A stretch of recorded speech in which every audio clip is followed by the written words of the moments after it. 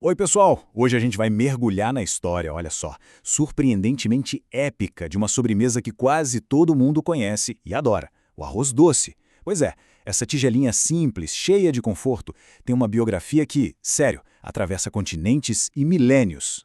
E fala a verdade, né? Pouquíssimas sobremesas têm esse poder de despertar tanta memória afetiva. É aquele gostinho de casa de vó, sabe, de festa de família, daquele momento de puro aconchego. É exatamente essa conexão emocional que faz dele um prato tão universal. Então, o nosso roteiro aqui é seguir essa jornada incrível. A gente vai entender o que ele significa, depois viajar para as origens lá na Ásia, ver como a Europa deu uma repaginada na receita e, por fim, como ele virou esse clássico mundial que a gente conhece.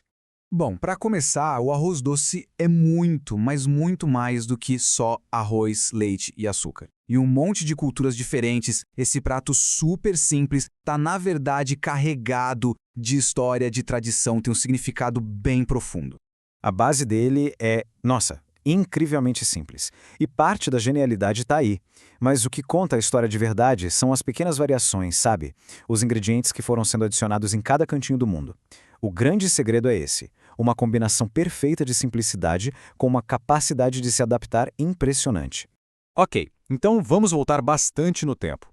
A nossa história começa lá na Ásia, que é o berço do cultivo de arroz, coisa de mais de 5.000 anos atrás.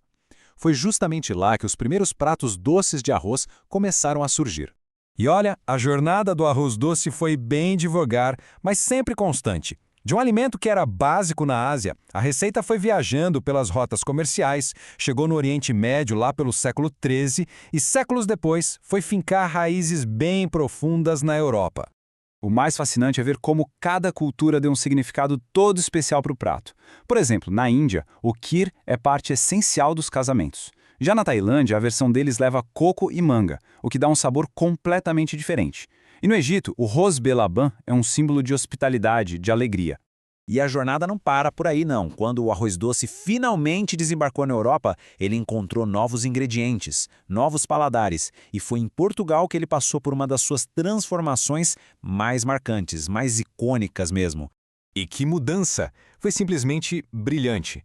Os portugueses pegaram aquela base de arroz, leite e especiarias e deram a sua própria assinatura. Eles adicionaram casca de limão para dar aquele aroma especial, gemas de ovo para deixar tudo mais cremoso, mais rico e, claro, a famosa decoração com canela em pó, que é a marca registrada. A partir do século XVI, o arroz doce se firmou de vez na cultura portuguesa.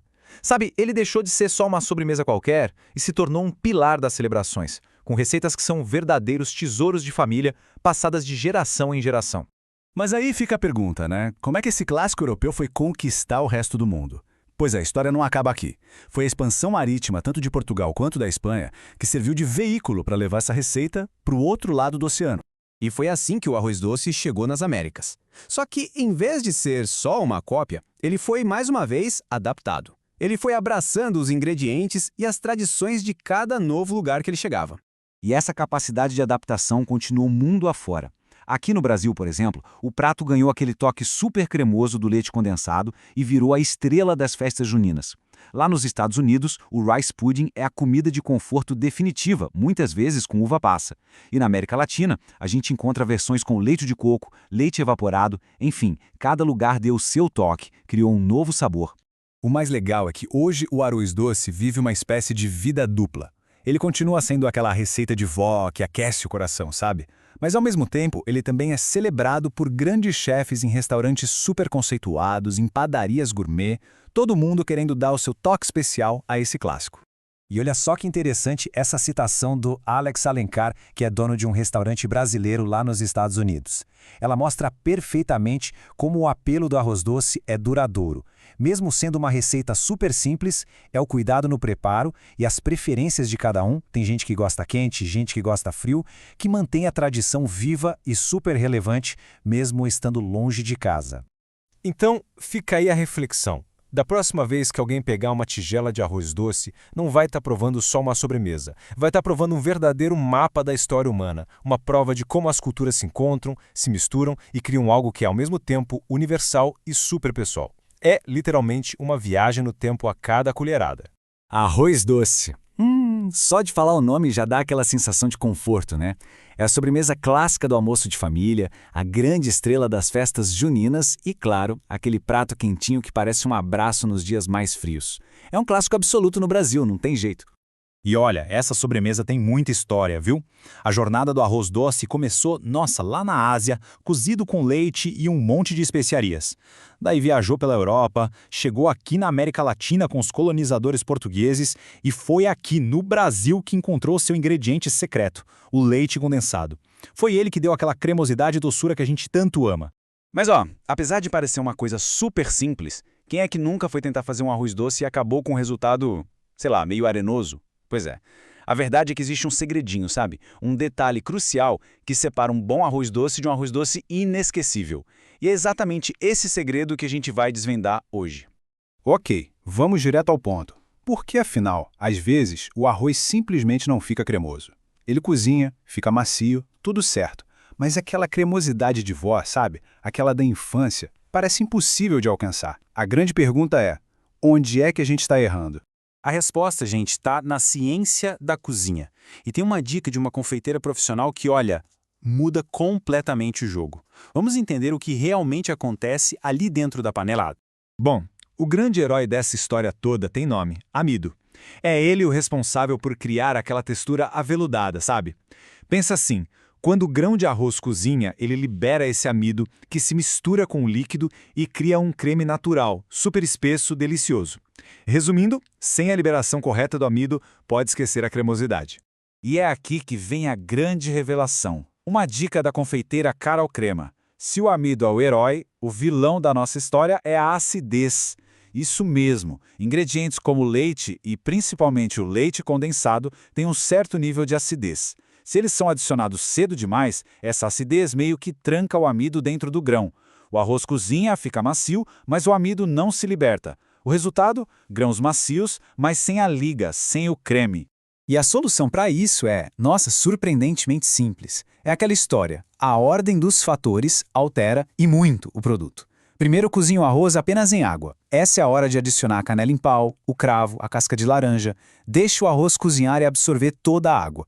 Quando os grãos estiverem bem macios e o amido já tiver sido liberado, aí sim, só aí, é a hora de entrar com o leite e o leite condensado. Essa técnica garante que nada vai impedir a cremosidade. Agora que o princípio fundamental foi revelado, vamos ver como aplicar isso em diferentes jeitos de preparar, do tradicional ao mais moderno. E o legal é que essa técnica funciona tanto no método clássico quanto no mais moderno. Na panela comum, por exemplo, a gente tem um controle total. É preciso ficar ali, mexendo sem parar, por uns 20, 25 minutos, sentindo a textura mudar, controlando o ponto exato. Já a panela de pressão é a salvação para a correria. É o método que criadores de conteúdo popularizaram por ser incrivelmente prático e rápido, sem sacrificar o resultado. E a rapidez é impressionante de verdade. Depois que a panela pega a pressão, são cerca de 10 minutos para o arroz cozinhar perfeitamente na água. Para quem prefere um grão um pouquinho mais firme, mais al dente, pode deixar entre 7 e 8 minutos. Depois é só tirar a pressão e finalizar com os laticínios. É muita praticidade. E aqui a coisa fica ainda mais divertida. Uma vez que se domina a técnica para a base cremosa perfeita, o arroz doce se transforma numa tela em branco, pronta para receber uma infinidade de sabores.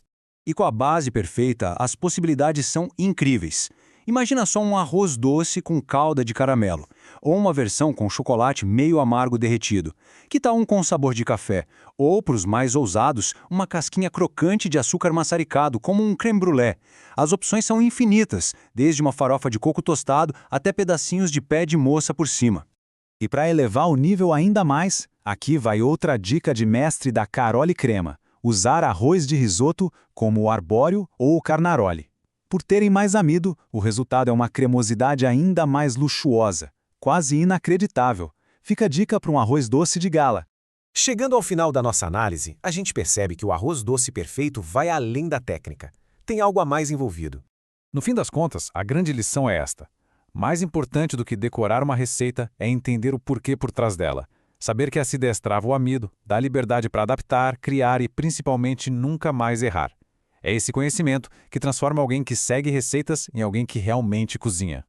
No fim das contas, talvez a busca pelo arroz doce perfeito não seja apenas sobre ingredientes e técnicas. Talvez seja sobre recriar um sabor que nos transporta para um momento, uma pessoa, uma lembrança. O que fica é a reflexão. O que realmente buscamos quando cozinhamos um prato tão cheio de afeto?